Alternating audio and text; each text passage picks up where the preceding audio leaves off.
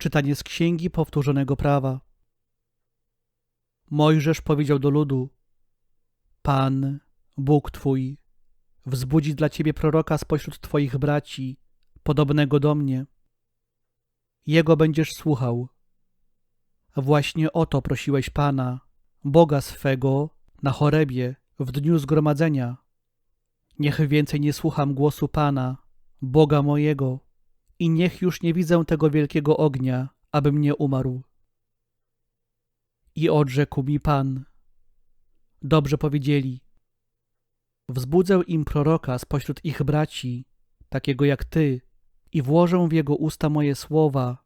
Będzie im mówił wszystko, co mu nakażę.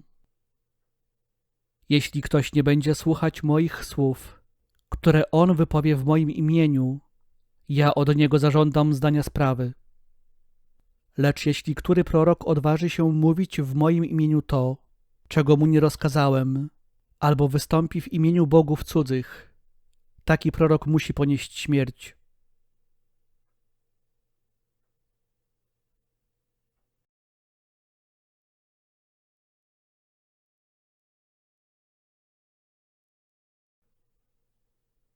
Słysząc głos Pana, serc nie zatwardzajcie. Przyjdźcie, radośnie śpiewajmy Panu, wznośmy okrzyki ku chwale opoki naszego zbawienia. Stańmy przed obliczem Jego z uwielbieniem, z weselem śpiewajmy Mu pieśni.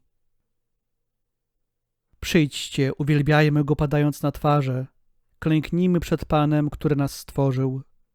Albowiem On jest naszym Bogiem, a my ludem Jego pastwiska i owcami w Jego ręku.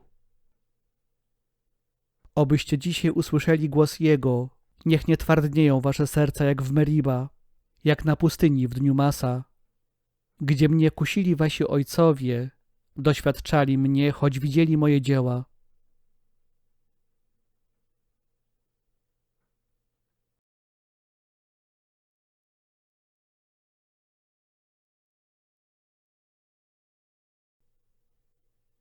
Czytanie z pierwszego listu świętego Pawła, apostoła do Koryntian. Bracia, chciałbym, żebyście byli wolni od utrapień.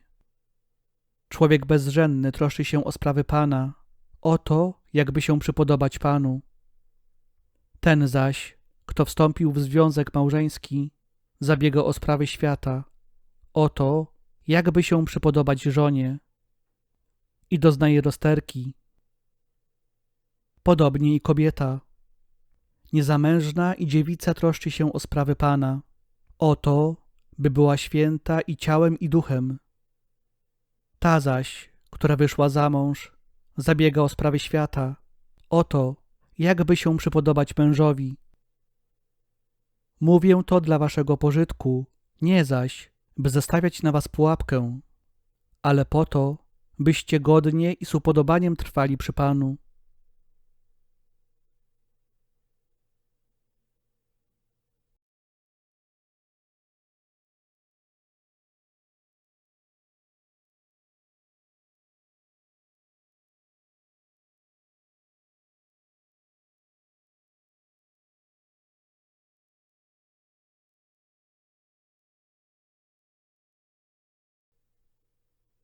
Słowa Ewangelii według świętego Marka.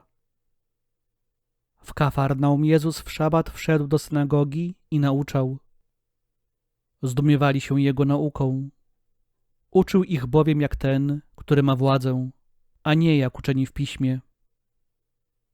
Był właśnie w ich synagodze człowiek opętany przez ducha nieczystego. Zaczął on wołać: Czego chcesz od nas, Jezusie Nazarejczyku? Przyszedłeś nas zgubić? Wiem, kto jesteś, święty Boga.